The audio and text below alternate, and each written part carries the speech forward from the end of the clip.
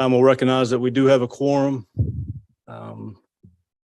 Before we get started, some general housekeeping rules, rules of order and things we'll go over first. But before we get started, I want to thank you for your patience and apologize for the lateness of us getting started. Thank you all very much for being patient with it. For the record, in accordance with the Freedom of Information Act, a copy of the agenda was sent to radio and TV stations, newspapers, persons requesting notification, and posted on the bulletin board located in the lobby of the County Administration Building.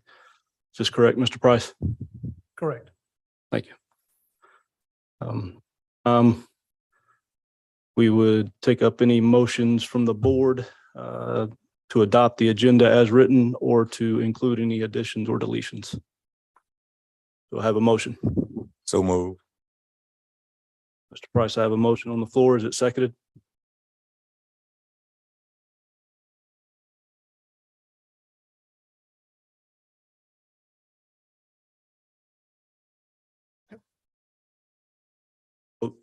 Yes. All right. Those in favor for the adoption of the agenda, Reese, In favor, aye. McLeese. Aye. Daniels. Aye. Motion passes. Welcome to the Board of Zoning and Appeals meeting, September 7th, 2022. This is a quasi court. Some of the decisions rendered here, individuals may go home happy. Some may not be happy with the decision rendered. After the meeting, whatever the decision may be, we ask that you get with, go further over. The order of presentation will go as follows. The board will allow the county to present their case. Then we'll have the applicant come forward. You will you'll have up to 15 minutes to present your side of the case that you have before us. Any opposition will be afforded 3 minutes to present their side, and then the applicant will be afforded up to 5 minutes to present their side, and that'll be how the order proceeds. The agenda ordered as the board needs to conduct business. Some cases take longer than others, depending on the complexity of issues, number of witnesses, et cetera. So it could take a few minutes, it could take longer, and just depends on what all we have come before us. In testifying, we ask that you address your remarks at the podiums on either side of the room to the board. Don't address them to anyone else in the room. No demonstrations, anything like that. Just make sure your comments and everything are direct.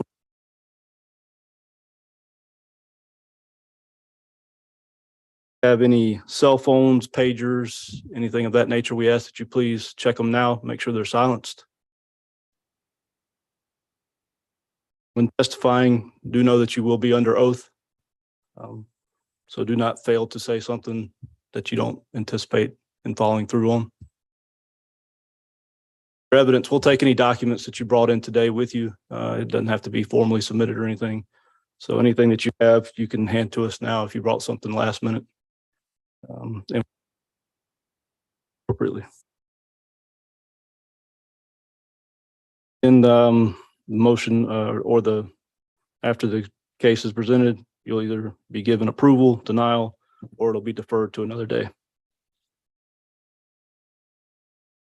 Any person who has or may have substantial interest in a decision made by the board today may request reconsideration of this decision prior to the approval of the minutes. This request must be based on a specific error made by the board. You may obtain more information about this process from the zoning administrator. Appeal to the circuit court. Any person who has a substantial interest in any decision of the board may appeal to the circuit court in writing, setting forth plainly, fully, and distinctly why the decision is contrary to law. The appeal must be filed within 30 days after the decision of the board is mailed. If unhappy with the board's decision, follow the reconsideration appeal process. Please don't voice displeasure or frustrated. It will not help your case. You may see these folks again on reconsideration or if the court sends the case back for further proceedings. And if you have any phones or pagers, please make sure they are muted at this time. Did anyone not sign in before they came in today who wishes to testify before this court today? Wishes to speak today has signed in? Need to use the restroom or anything like that, please come and go quietly through the doors over here to your left.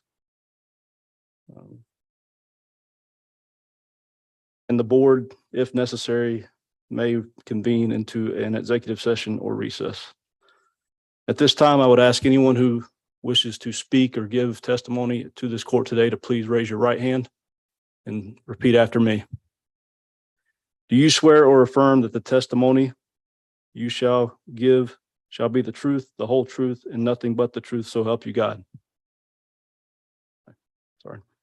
My apologies. I think I said repeat after me when I should have said just say aye if you agree. Did anyone answer in the negative? Please let me know now. All right. At this time, Mr. Price, we would like to move into you presenting case SE 22-002. Yes. Stated, first item is case SE 22-002. The applicant is Kalia, hopefully I'm saying it correctly, Joyner at 5040 Bluff Road, Columbia, South Carolina. The applicant is requesting a special exception to allow space for a new sanctuary, kitchen, fellowship hall, and bathrooms. And in addition, the establishment of a place of worship on the property. There's an existing structure, just one that I believe has gone through that process. It's just been there for a long time. So this will also formally serve to establish that legally on the site. The property, again, is stated is at 5040 Bluff Road. Properties 0.88 hundredths of an acre. The parcel is occupied by a 2,684 square foot building that's used for a place of worship. The applicant proposes to establish a 5,760 square foot multi-purpose fellowship hall in addition to this place of worship. The area is comprised primarily of residentially developed parcels and institutional uses. Staff has reviewed the request in line with the special exception requirements as found on 26-152 D20 of the Land Development Code. And we have found that the proposed request would meet the criteria. So staff's recommendation is for approval.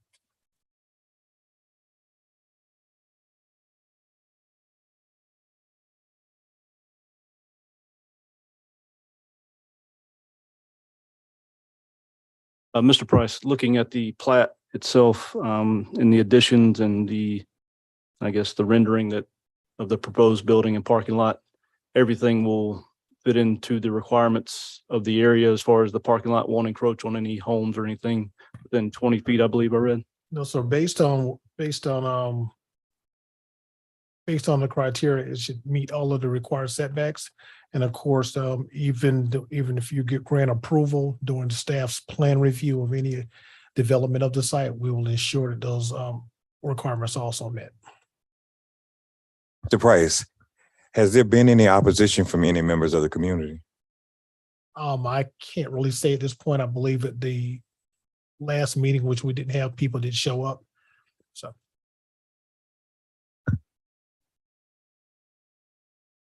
Staff take into consideration any additions as far as parking lot lighting and any noise pollution that might vary for the. At this time, we have not. Again, this is for the establishment of the use on the property. During the site plan review, that's when we would take a look into required buffering for the site, which is also going to be required. We will take into some additional requirements regarding that. And maybe it's an alternative plan that could be used to help block any visual, what somebody might call pollutants from the site. But also when it comes to lighting, if there's going to be any lighting, they will have to meet our code requirements, which does require that there not be any light escaping from the site onto adjacent properties. Looking at the area here, I mean, to me, it looks pretty rural, but I did look online. Does this business or this sanctuary addition fit the aesthetics of the community? I believe I saw 2 or 3 other places of worship in the area, plus a convenience store down the street. Yes, sir. I think unfortunately we're unable to show you, our monitors aren't working for this particular meeting. So if you were to zoom out, it's on Bluff Road. Bluff Road is a pretty heavily traveled road, which you do have a kind of a mixture of uses from commercial to institutional. If you were to go down the adjacent street, I believe that's Carswell. Next to, if you go to, there's a Richland County recreation facility down that road, and there are also some residential uses that also front on Bluff Road, excuse me. You know when the current, I guess, on it a business church was founded, area when the county gave them permission to have that sanctuary there that's currently on the premises? I'm sorry, I thought I had that in the record. I can actually look that up, but I think our records show it's been there since at least the 80s. And again, I can confirm that during this meeting. It was previously used, I believe, as kind of a meeting facility or recreational facility. And then it eventually became a place of worship. So it's always been used as some type of community use in one way or the other over the years.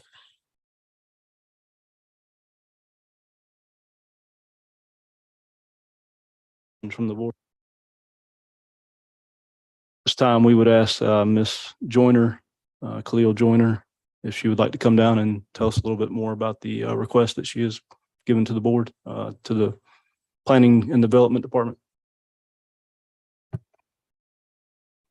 Good afternoon, Chairman, members of the board. My name is Pastor Khalil Joyner. I'm the pastor of Fresh Oil Outreach Ministry. The ministry was founded over 19 years ago, where my father, the late Pastor Joyner, was the pastor there. The co-founder is also here. Her name, this is my mother, Miss Shirley Joyner. Also the secretary, Sister Richardson, the first elder of the church, Elder Goodwin, Sister Tykia, which is one of the children of the church, Bishop Taylor, which is our bishop, our deacon, Deacon Banks, Evangelist Myers, also Sister Pam, and also Jalen, who is also part of the children's church. We have been in place for 10 years. During that time, I have been in the military. I served in the military for 20 years. I also attend CIU, which is Columbia International University, studying under the pastoral theology. Since we've been there for the 10 years, as far as the noise and the traffic, we haven't had any complaints. As far as traffic, if traffic get to be the point in the parking area, our deacons go out and direct traffic, so it isn't an issue. But during that time, there's not a heavy traffic on that road. We are requesting a proposal for this new building, the building that we're currently in. We've been there 10 years. We have increased on membership. Since that time, membership and watch care. Since that time, COVID came into place. Right now, we have part of our members coming and part of our members being online and also on Facebook, because they cannot enter the facility, because one of the things that we focus on is basically the health and the care of those who are in the organization. At this time, we have children. We're reestablishing our children ministry.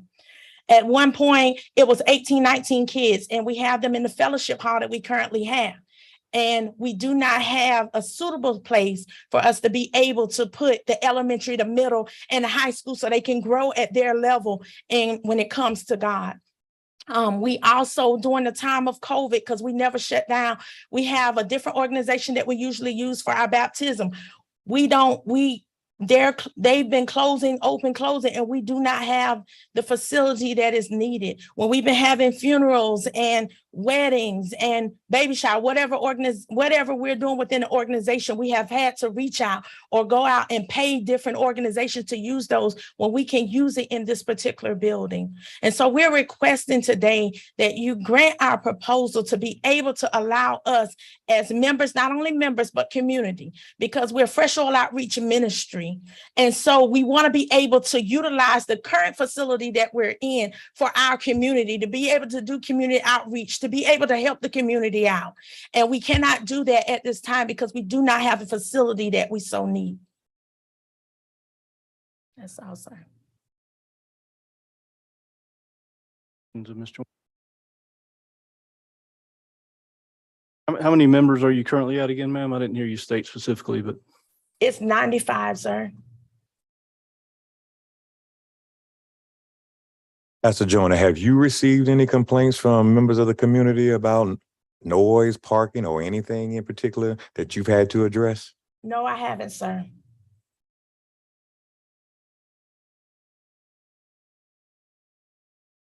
And I've been in place almost 4 years since my dad passed. And then when I was in the military, I would come home on the weekends, and I've never had any issues or ever heard any complaints, sir.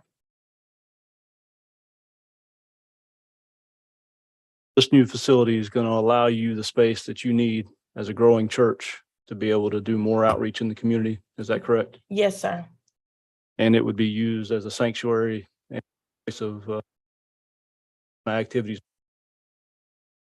Doing the new building will be used as a sanctuary, and also it will be used as classrooms for the youth.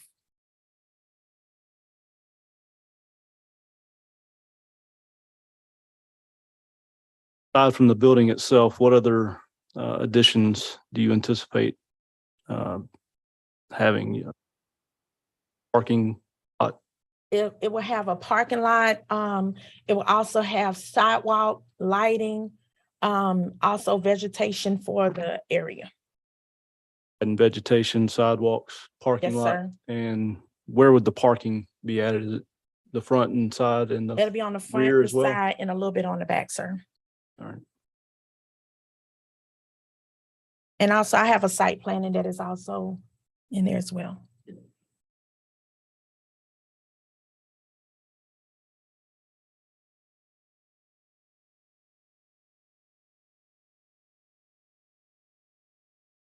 Mr. Joyner, I have questions for you. Thank you for your time. Service.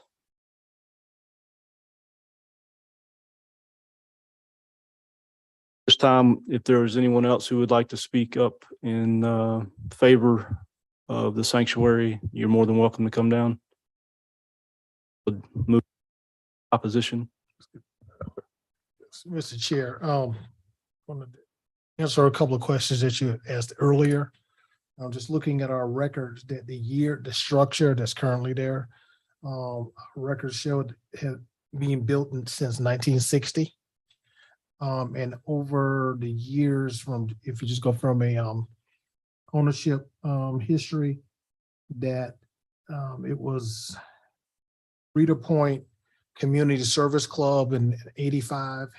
And then it became the Bluff Road Community Civic Center, and 85 also. In 2001, it was the Bluff Road Shalom Zone Community Center, and in 2011, it became under the ownership of Abu Hassim Omar from ownership. So it just kind of shows you the history of this use.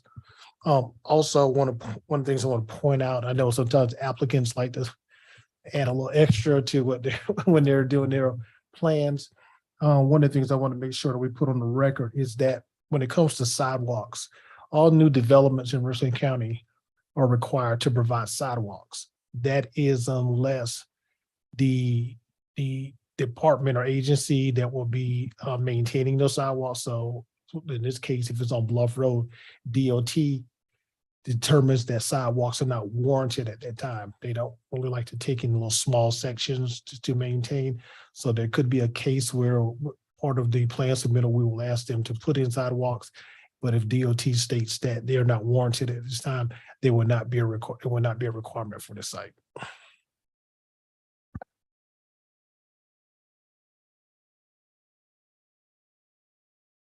Forgive me if I mispronounce this, but I believe it's Ms. Cleveland. Is that correct? All right. Could I get you to state your name and address for the record? Marjorie Cleveland. I live at 2521 Flamingo Drive and also own the property directly adjacent and behind the center, which is at 5048 Bluff Road. Signed up in opposition of this proposal. Could you please explain? Okay, us just that? in general, the history that he said, this is a historic building. It has actually been there since 1911. So it's more than the 60 years old. And also, let me state I'm all for any improvements to the property. Actually sort of happy that they have this vision, of what they wanted to do. We just kind of got made aware of it later in the process, finding out about it when the sign was posted back in July. But with that, the main concern that I have, I guess I want to say would be the space. Not in that there's not space for the actual building that they want to use, but I just don't see that the parking for 95 people would probably be feasible. And as she said, they've been having these other festivities offsite, but when they come there, I don't actually know where the parking would be on that property. And I want to say that there is a church right next door. And when they've had programs, parking kind of overflowed onto where they're located. So I imagine that same thing might be happening, but I don't know if they have made any agreement with that other building that's right next door for that to happen. The main concern that I have being the neighbor would of course be the noise pollution. And that when they built in the sanctuary where they are now, the building's been used. It is an old collaborative building. As I said, I went to school there. My father went to school there, elementary school. And like he said, it's been used for community all the time. But whenever something's been going on there, other members of the community have been a part of it. So nobody ever had an issue with things going on. We called it Rita Point Center. But with the new thing, I'm really very concerned about the soundproofing. And as I said, being a part of the community with neighbors, our house I don't think our house is even the closest to the actual building. There are maybe 3 others right there on that same side of the street. And the other ones that are just across the street, they're like I said, just across the street from where it looks like from where you and I are. So I'm going to also say that the lighting adjacent would also might be an issue because just being for me in the country, that's a place where I like to go. And let's say I want to rest and relax. And even next door, if somebody's playing basketball in a church, I hear that. Okay, but they're outside. So, but you're not talking about an actual church event, which might be going on whichever various times where you can hear maybe, praises and songs or whatever it is that we might hear now whenever they're having service. So that is my biggest concern. Definitely the parking. Actually, we know where it is now already needs some improvements. So I'll be glad to see that because we use the same driveway. I had the driveway paved. Well, not paid, but put in. And actually that has benefited them for when they came in, they used that side of the driveway that we added the pavement or the crushing run to. And so those are my only big concerns. And as far as having it going from a mobile home area, not an issue. We've actually had a mobile home on our property at one time. So I know why that was there and why that was in place. But those are my main concerns for their new establishments. Well, if I'm hearing you correctly, you're not totally against this. I mean, you just have some concerns. Is Yes, that correct? definitely. And looking at the site map, I'm gonna come down there. I want to make sure I'm looking at your address Okay. appropriately. So give me 1 second.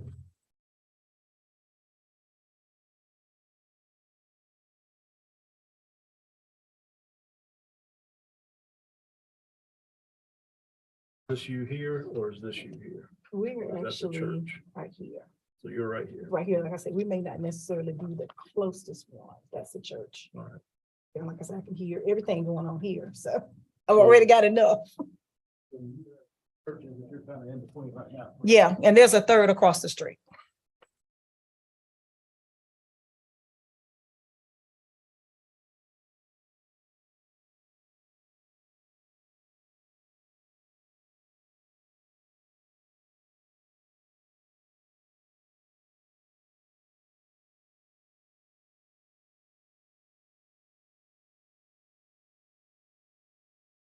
And during current worship services, you're hearing music and worship songs and things like Oh, that yeah. coming I from, hear everything, choir practice, whatever might be going on.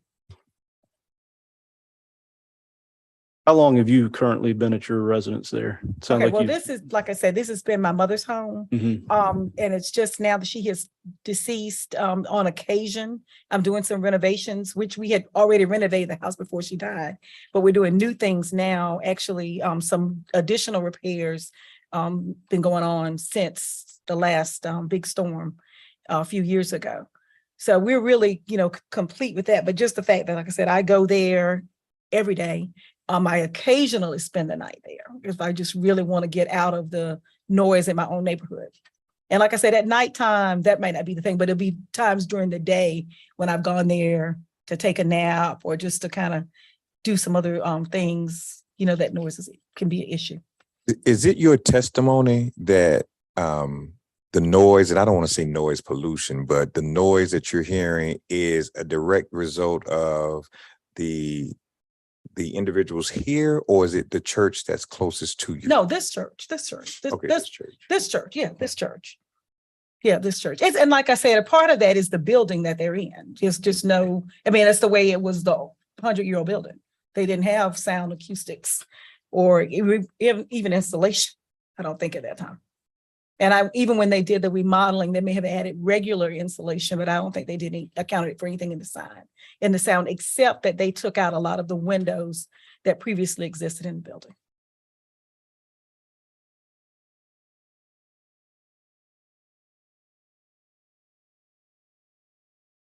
Cleveland, thank you very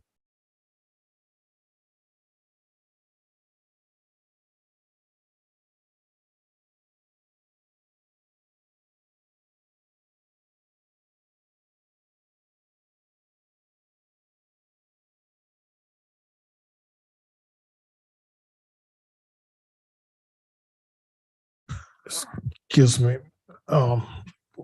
Speaking to the mic, we are transcribing these. picking that up. All right.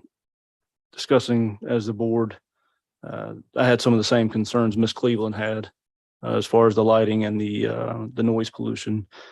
But looking at the facility, so I said they would address they actually help with the noise and prevent some of that from escaping the building with the new construction. I had some traffic concerns as well, but it looks like the parking lot's going to help make that a little more feasible. Where do y'all stand on concerns?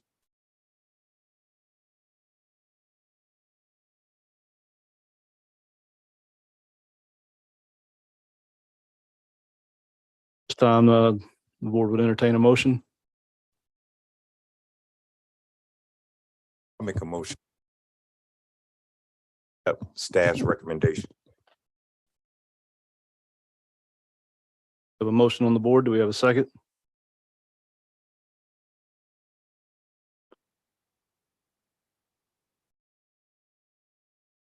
Those in favor of the motion to approve the special exception request for 22-002. Those in favor, Reese, Aye. McLeese. Aye. Daniels. Aye. Motion passes.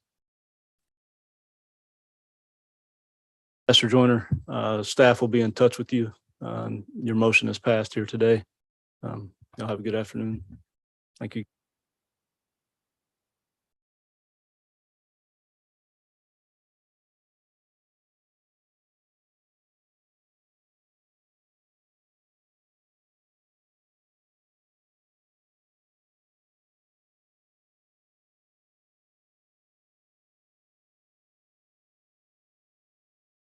Next case, the board will hear is case 22-002ZV. Mr. and Mrs. Clark. Oh. All right, Mr. Price, please present your case.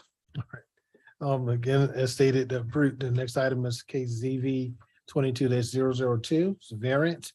The applicant is requesting the Board of Zoning Appeals to grant a variance to encroach into the required side yard setbacks in the rural zoning designation. The applicants are Megan and James Clark. The location is at 1601 Wonder Drive. The parcel is 0.43 of an acre and it's currently residentially developed.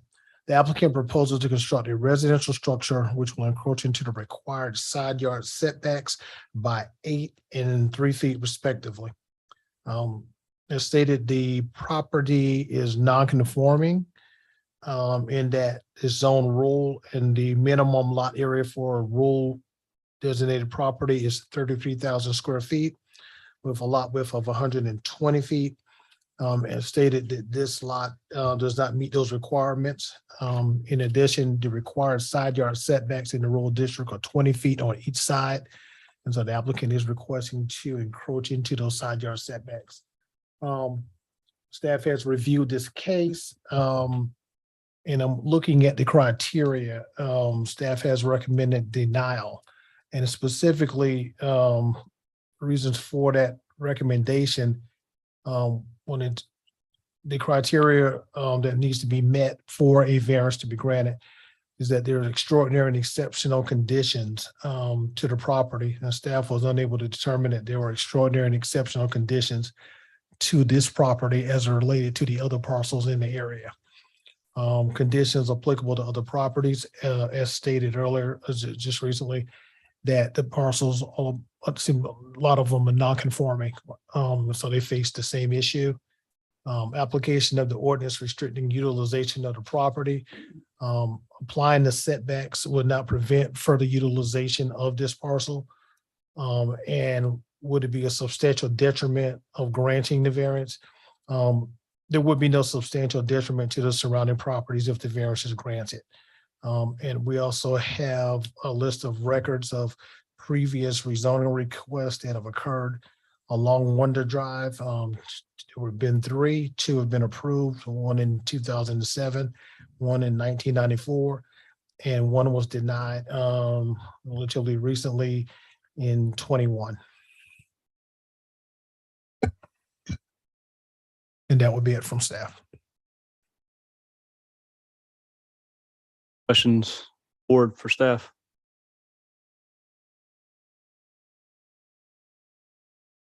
I have a question about the non-conforming vacant lot that was provided for us on page 9. When was this lot created? Do we know? I did not know, sir. Possible that it was created before the rules came into place for non-conforming? There's a good possibility, yes, sir. Reading this as it is, if it was created prior to these rules came into place, then the rule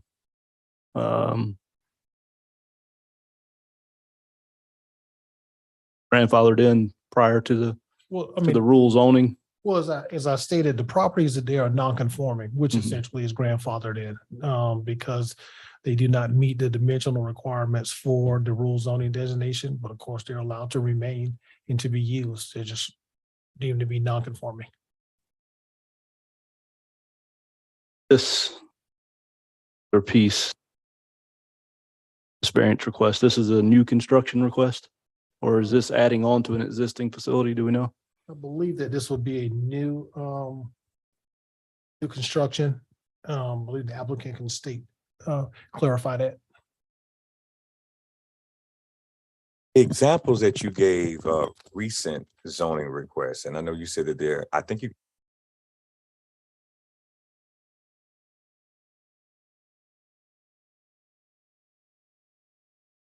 Yes, sir. But those are.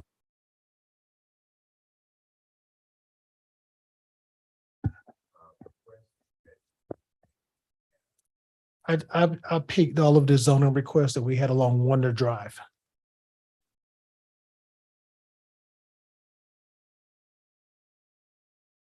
The houses that are around it are obviously non-conforming, based on the rendering that we received. Do we know when those houses were built? Were any of those new construction?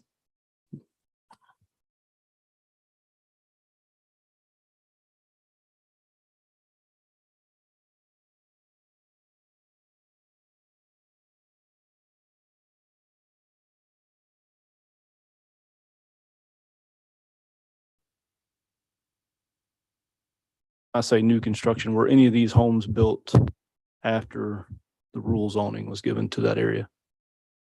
We're looking into that right now. I'm so kind of randomly picking some of the homes. Yes, there's one in particular that the applicant had mentioned nearby, on Circle Drive, I believe. Yes, 5 Circle Drive. Maybe that would be a,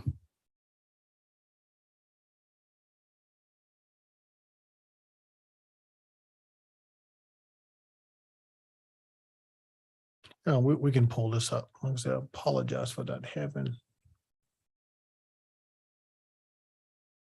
that 5 Circle. that's the one that the applicant lists in the, here, Circle Drive and 5 Circle Drive in the, letter C on page 11, Yeah, I'm looking. 4C. Looking at 5 Circle Drive.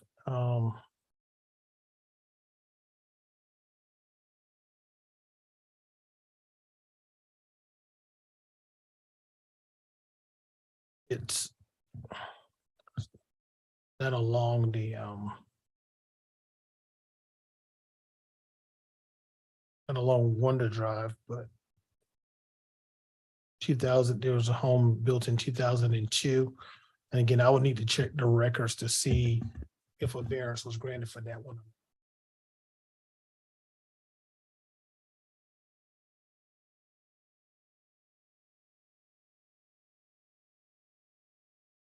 I would not be able to check that.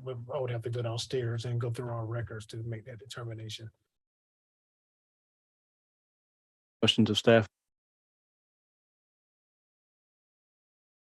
Have Mr. and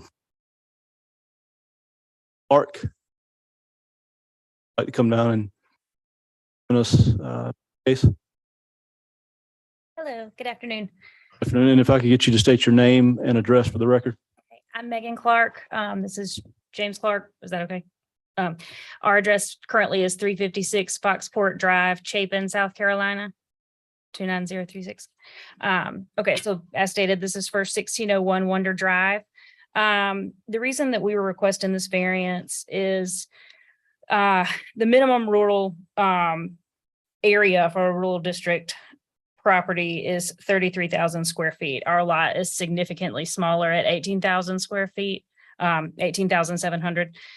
Also, the minimum lot width is 120 feet, and our lot width at the max, at the widest part, is only 102 feet, and that's at the lake line. So, I mean, we'd have to build at least 50 feet off of that, off the 360, and at 50 feet off the 360, it's only 87 feet wide.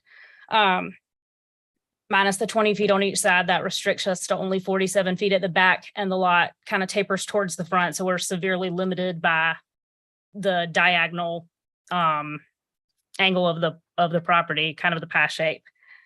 The other thing that I had was one of the reasons cited in the agenda notes was that this lot is established as non-conforming, and that's similar to the other properties on the street, which are all non-conforming in the area and the width. Now, the other thing that is also similar is all the properties on the street are not 20 feet off the property line, which I've showed several examples of.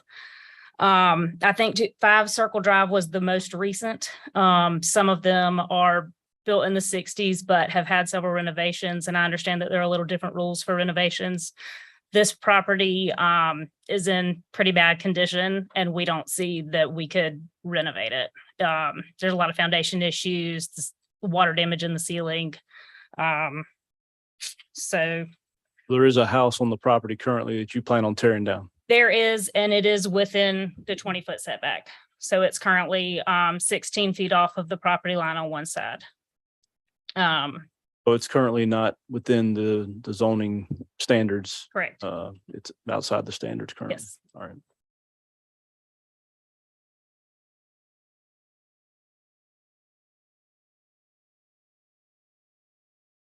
right. We have the current property here. Not really the property that I'm concerned Right. about, it's the actual structure on the property that's currently I there. have some on my phone. Actual numbers or lines, but we can see there is a house there based on that, but we can't.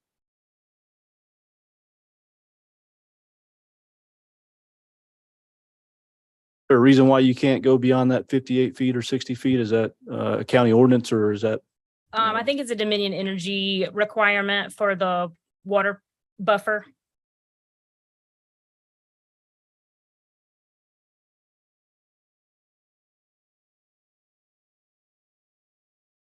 I look at the rendering that's given to us and there's, I guess, the builder. Is there any way they could adjust this? Because it looks like it could be moved in the rear one way or the other. We kind of give you 9 feet here and 9 feet less over there, but have they offered you any other solutions? I tried rotating it as much as I could. It still encroaches on one side or the other. One of the problems is driveway turning radius to get in and out of the garage. And then there's also a boat ramp on the property that if it moves too far to one side, it blocks access to that.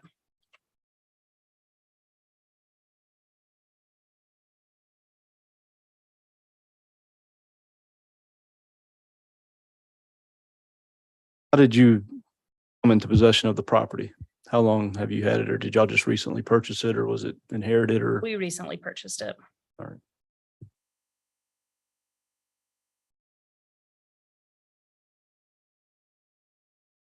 Y'all aware of these zoning standards when you purchased the property?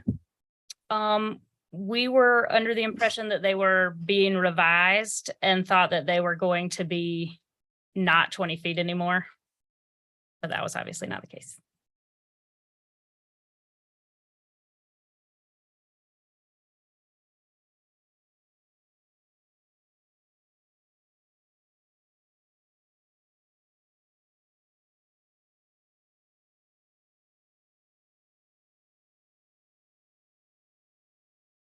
Mr. Clark, thank you very Thank you. much. We don't have any.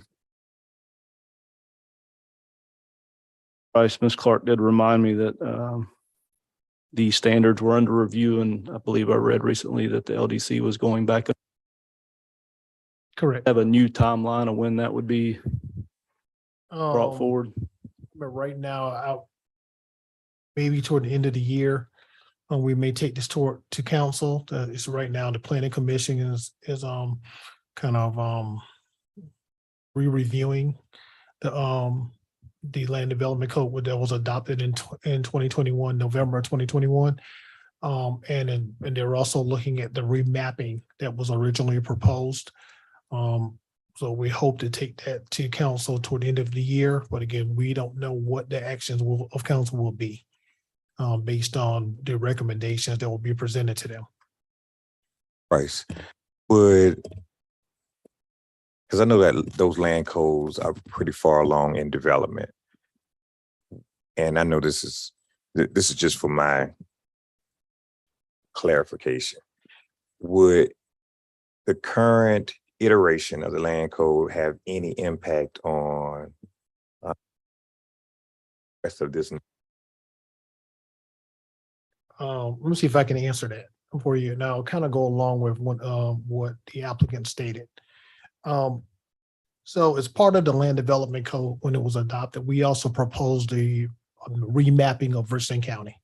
And in doing so, we looked at a number of areas in the county and proposed zoning designations that were going to be different than what they had essentially.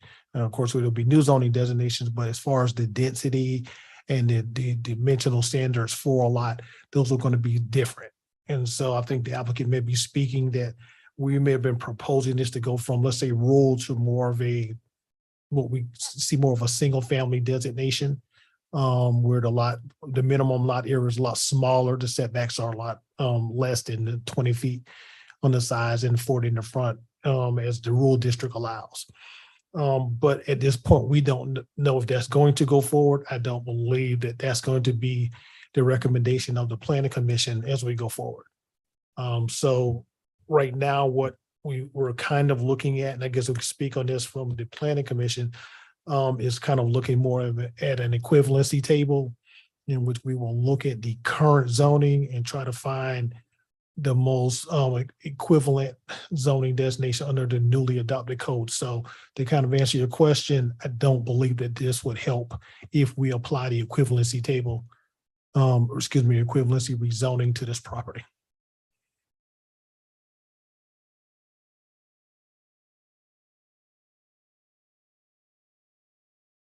What year this property was built by chance? The structure, The structure, the current structure, yes.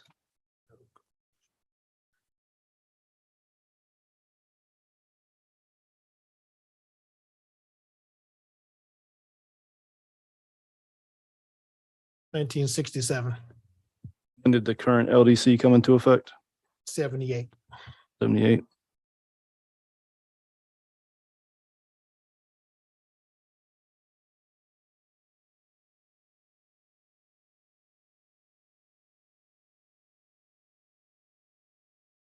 I don't have any more questions. Board will convene.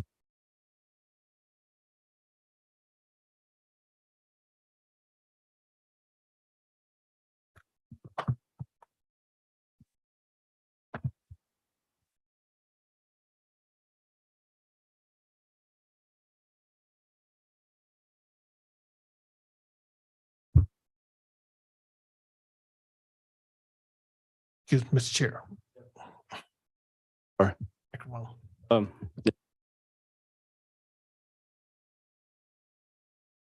Hard time finding where this property does not have the same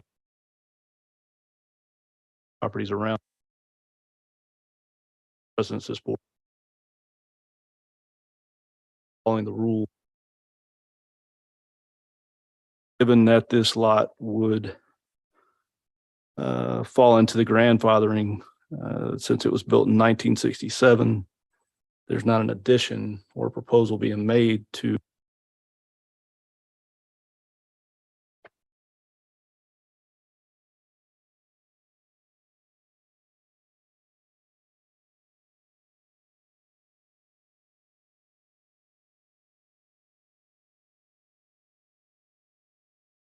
I tend to agree that it's hard to make a claim of grandfathering if you have an entirely new.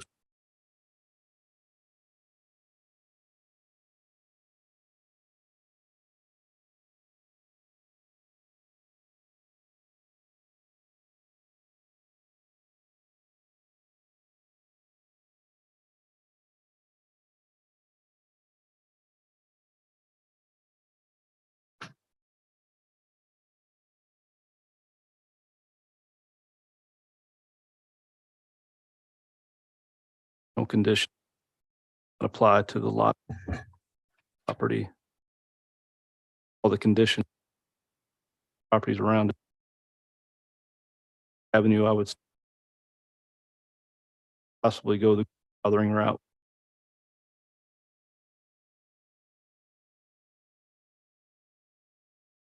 Better for the community. Currently there. Property, but still guidelines.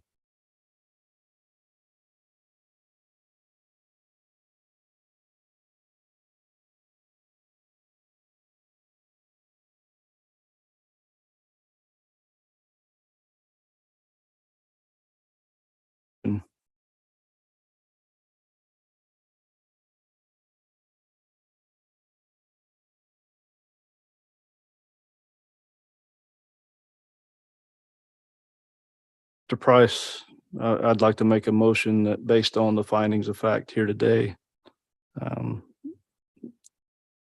information we've been given, parcel does not meet the calls it to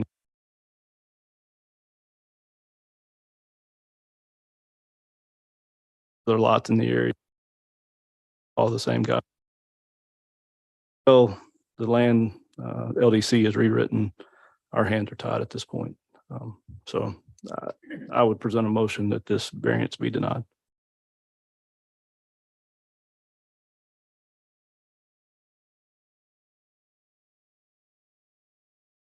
Have a second? Based upon the staff's finding, denied. Second the motion. Price? Okay, those in favor of the disapproval of, now of zoning case ZV 22-002. Those in favor, Reese? McLeese, Aye. Daniels. Motion passes. Park staff will be in touch with you.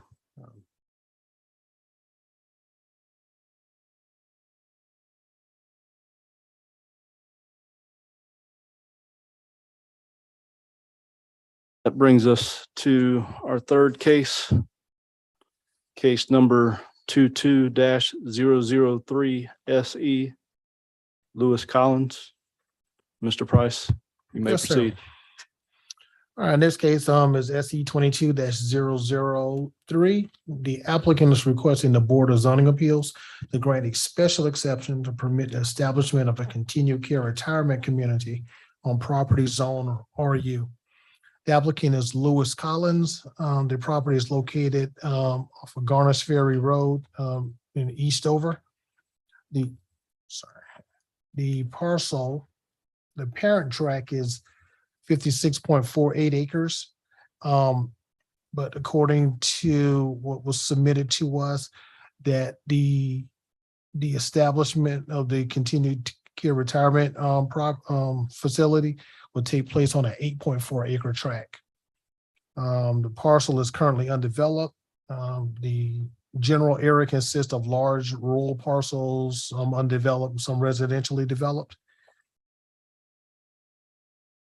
As stated, the applicant's proposing to establish a 5,532 square foot continued care retirement community, also known as an assisted living facility. The residential facility is proposed to have 7 bedrooms and 4 adjoining bathrooms. Staff did not observe any conditions or factors that would negatively affect the surrounding properties. And based on looking at the criteria for the continued care retirement communities, staff found that those could be met, and thus staff makes a recommendation for approval. In addition, you'll note on page 18 that staff did request that if this special exception is granted, that some additional stipulations to be applied to the request. Or the approval, excuse me.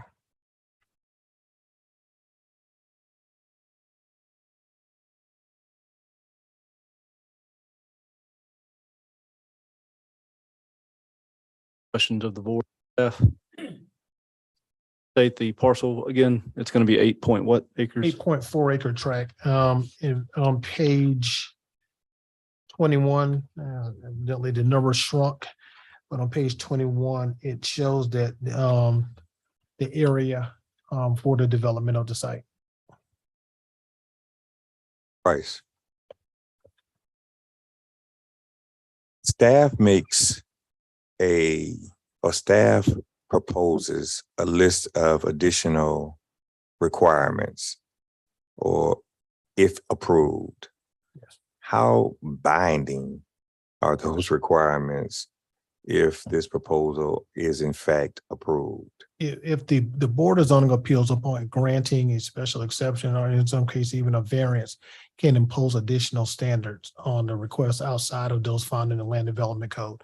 And so in some of these cases, there are some that if you state that these stipulations would be applicable to this approval, if it is approved, then that is binding, and that would actually be part of the order that will go out to the applicant. Thank you. This is my first case with those stipulations added, so thank you for that clarity.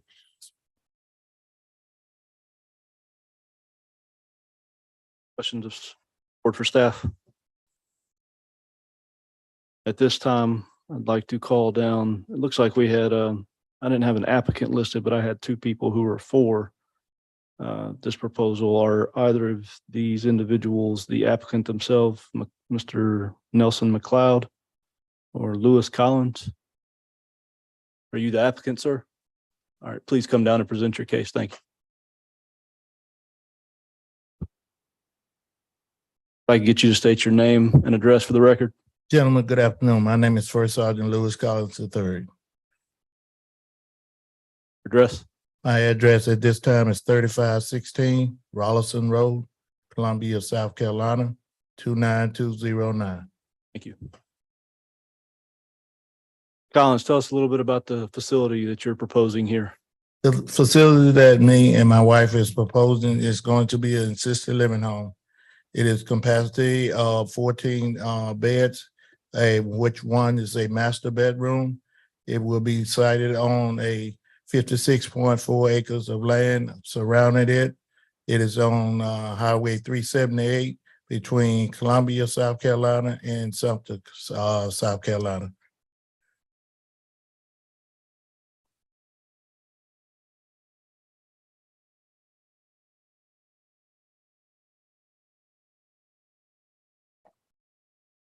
Questions of Mr. Collins at this? Not at this time, but I reserve the right to ask them questions once I hear from the others. Don't have any questions at this time, but we might have some after we hear from those who signed up in opposition. All right. Thank you, Mr. gentlemen. Collins. At this time, we did have two individuals listed in opposition. I believe Mr. Ken Smith would like to whoever would like to come down first and present their opposition. If I could get you to state your name and address for the record, sir. Yeah, my name is David Smith. My address for the record is 107 Waterway Court in Lexington. My son has a house on this tract of land that's right beside him. That's 10835. I do stay there a good bit of time with my grandkids.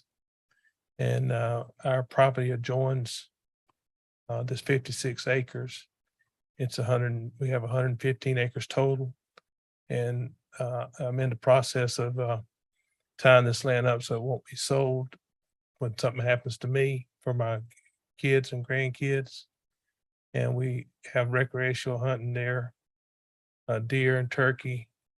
We also have a dove field right adjacent to that property that he's bought. And I just want to make sure we still able to enjoy it if it becomes a facility for the elderly.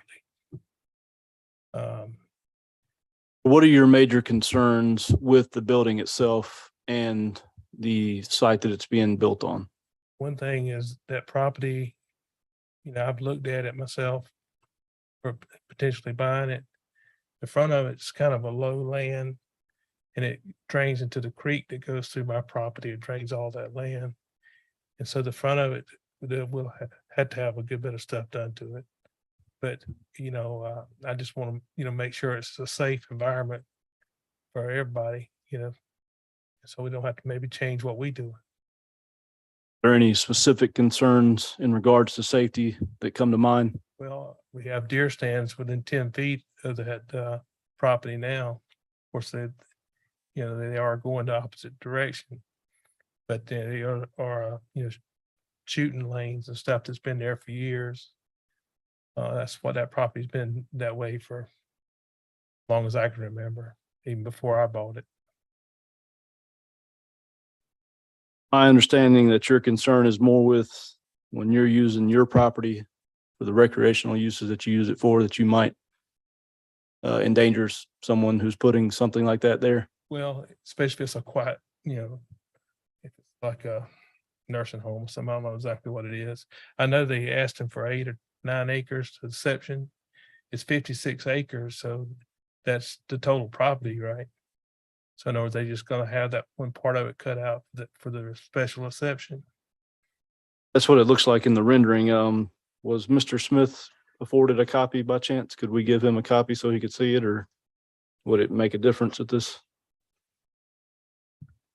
I looked at the property by Mr. McMillan. He's here. He showed me his, but he also owns the property behind it. And he'll talk, I'm sure, Those all the concerns that you had, sir? what I got. All right, Mr. Ken, would you like to come down and voice your concerns as well? I guess that's what it says, Ken. Milliken, or is it Ken? Looks like there's a space in between the two, but it could be one word. I might just be misreading it.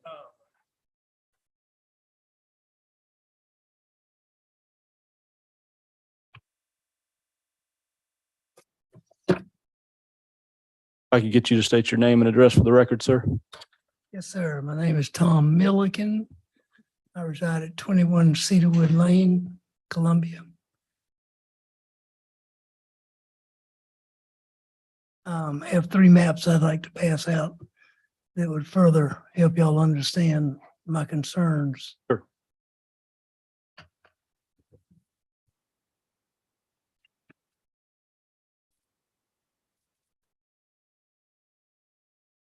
Explain this map to us a little bit. We have 1, 2, 3, 4, and 55 acres. Yes, sir. I am the owner of the tract number 2, which is 105 acres.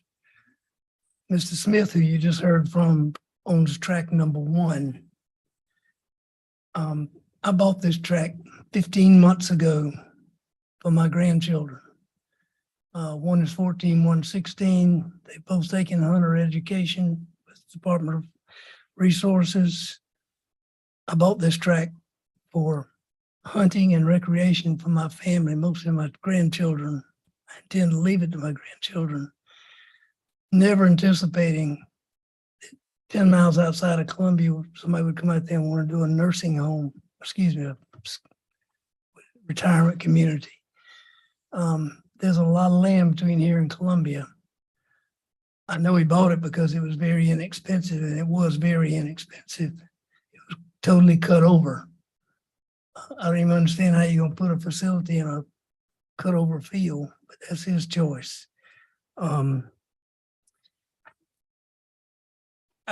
also representing the owner of number 3, who's owned his property for 42 years, Mr. Carlton Edwards. He's retired and not able to be here today because of his health. He's very concerned. We're mostly concerned. I understand that a retirement community is an exception in rural, but to come 10 miles outside of town into a very rural area where there's no shopping, there's no emergency facilities, there's nothing out there for a retirement community to come to Eastover, South Carolina. I just don't understand. It's just totally inappropriate for the area. Give us your specific concerns as it pertains to this being built. Safety, my children shooting high-power rifles. Not that we would be shooting at a retirement community, but same as Mr. Smith. Mr. Smith has 2 deer stands, one 10 feet off the property line of where this 8 acres is going to be located.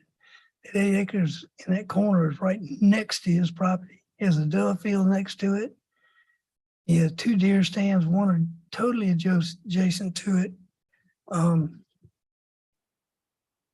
It's for me, it's 2 things: the inappropriateness of what he's proposing for the area, and there's so much vacant land between there and Columbia. But he'd have to go 7, 8 miles closer for that really to be appropriate for a retirement community. This is Eastover, South Carolina. I mean, when I about came out here 15 months ago and bought that property and talked to the neighbors around there, it's everybody's out there for the same reason I bought it, just to be in the country and have recreation and not My concern also is he has 55 acres. This is the first step. He's applying for phase one. How many more times can he apply for phases out there? Or are these people in that retirement center going to be allowed to walk around the rest of that 45 remaining acres? I'm more concerned with the building itself and your concerns of how that's gonna impact your concerns with where your property is. I can't answer all the what ifs and maybes out there. I can only speak to this, what's being applied for today, and he is applying for a special exemption to build a retirement community on 8.5 acres or so, give or take. What concerns do you have to the impact that that will have on your property? And right now I'm hearing the concerns that you've listed should probably be his concerns, How would? should probably be his concerns for safety, because it sounds like you shooting Yes. out there might be something And I for don't him. think it's appropriate for the neighborhood to No. come to Eastover, South Carolina, where it's entirely rural and set up where are these people going to shop? What if they have an emergency out there? And we can't address that. That's not an issue we can address. All we can address is the building itself and the Yes, sir. property it's being built on. Those are my concerns. And I bought this property to leave my grandchildren and never anticipated something like this coming out Eastover, South Carolina. Thank y'all.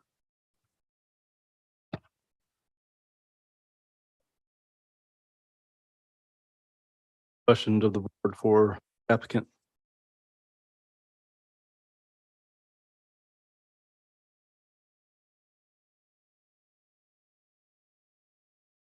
Questions in light of the opposition toward the board, to staff?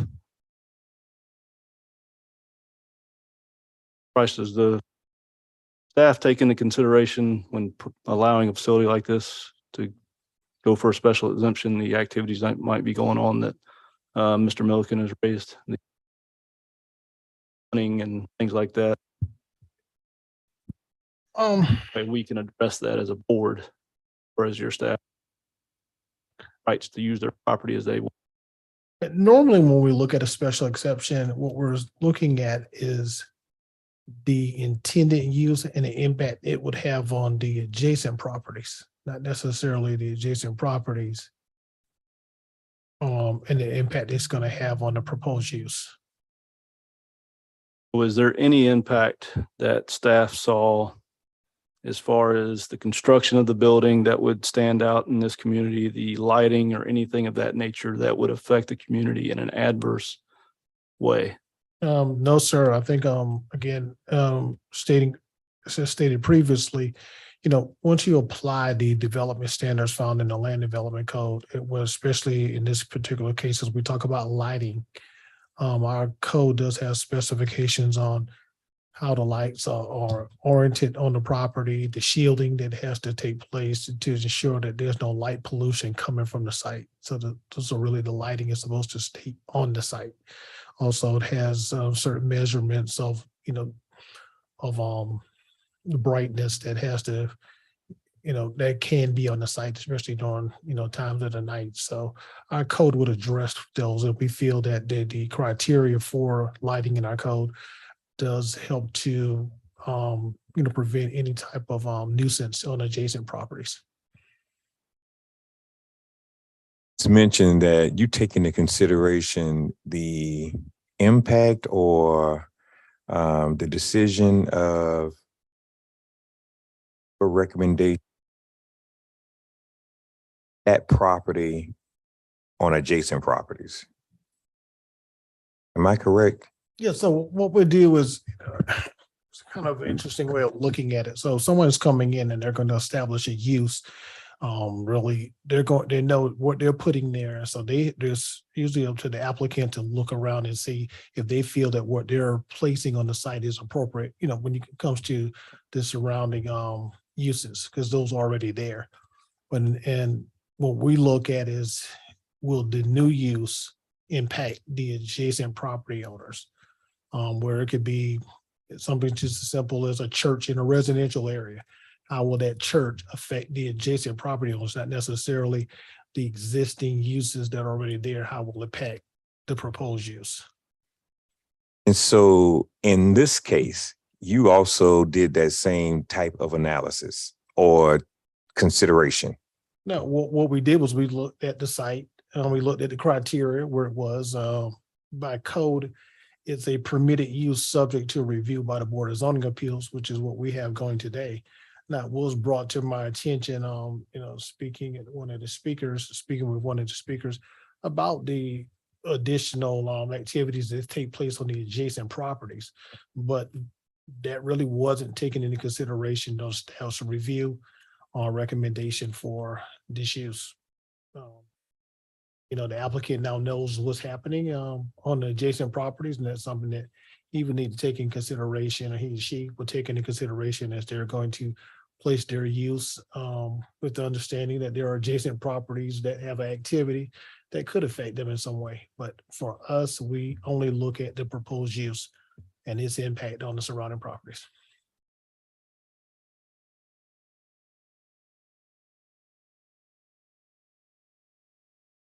So let me give you a good example that we've used before. So take a cell tower. When somebody's going to establish a cell tower, we say, look at the impact it's going to have on the adjacent properties, particularly as it talks about a fall zone. So we want to make sure that that cell tower falls, it would not impact the adjacent properties. But on that same property, if somebody had a house on it, we wouldn't take that into consideration because, well, they already know what's happening there. So again, we don't look at if there were other uses around, we don't really look at those as much. We just say your proposed use, in this case, we were talking about cell towers. If that cell tower would fall, how is it going to affect the adjacent properties, not what's going to happen on the property where it's located? Yeah, my only reason for asking that question is in this case where you have just all vacant pieces of property or rural or undeveloped, that probably is a better term, undeveloped pieces of property that are contiguous to this property. And then how does that sort of play into your decision-making around your recommendation? That's the only reason that I asked this. And I will say one reason why we probably don't take that into consideration, because if you were to take a look at some of the other uses that are permitted outright in the rural district, that wouldn't go before the Board of Zoning Appeals, they're just by right uses. So for example, this 56-acre tract could easily become a 70-unit residential development. And that would be permitted outright. They would say so it wouldn't go before a board. So they would have to take, the developer of that site would have to take into consideration what's happening on the adjacent properties. With this hunting, maybe I don't want to build a subdivision here. So the reason that us is because living facility. Yes, so certain uses in various zoning designations are deemed permitted outright, and others are deemed permissible, provided that the Board of Zoning Appeals does a review of the use and looks at the additional criteria to determine if it was going to be an impact or a nuisance on the adjacent properties. Let me get clarity here. So if in fact the property owner were to propose a residential housing community, that wouldn't even be before our board. No, sir. But the fact that they're proposing a assisted living facility, because it's that specific use, is what brought it to us. Correct. Okay.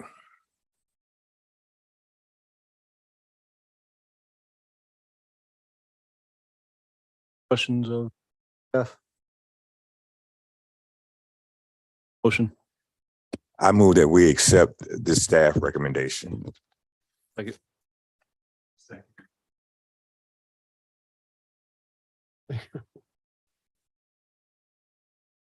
Okay, we have a recommendation of approval for case SE 22-003.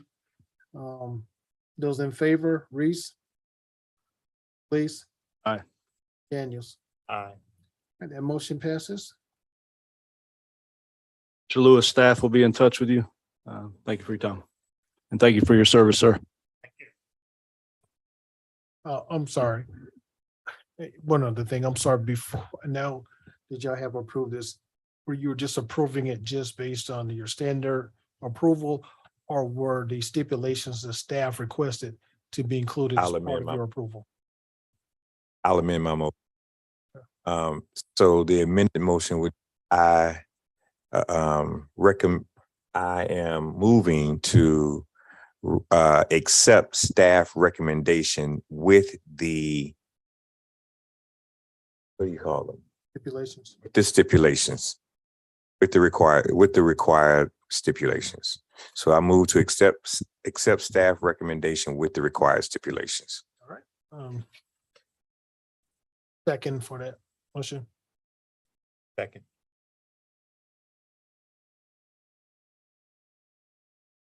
Those in favor, Reese, Aye. please. Aye. Daniels. Aye.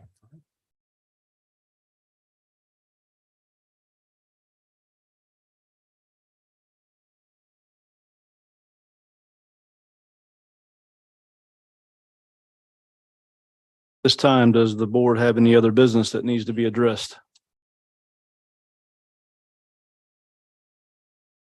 I will- Elections, Mr. Price? I will be getting in contact with you. I need to, unfortunately, I don't have the records here right in front of me.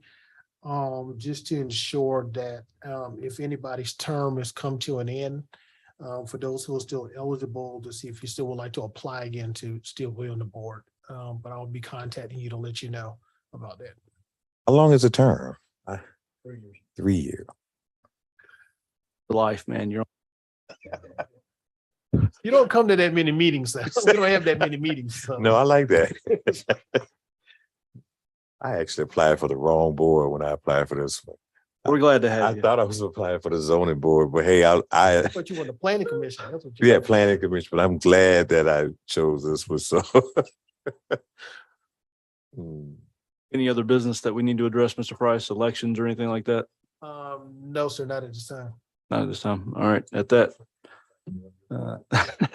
Do we have a motion to adjourn?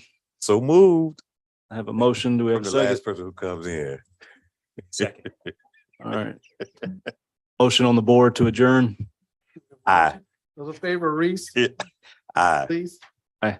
Daniels, Aye. motion. And thank you all very much. Thank you all for your patience today too. Yes, sir. I did not want to have to come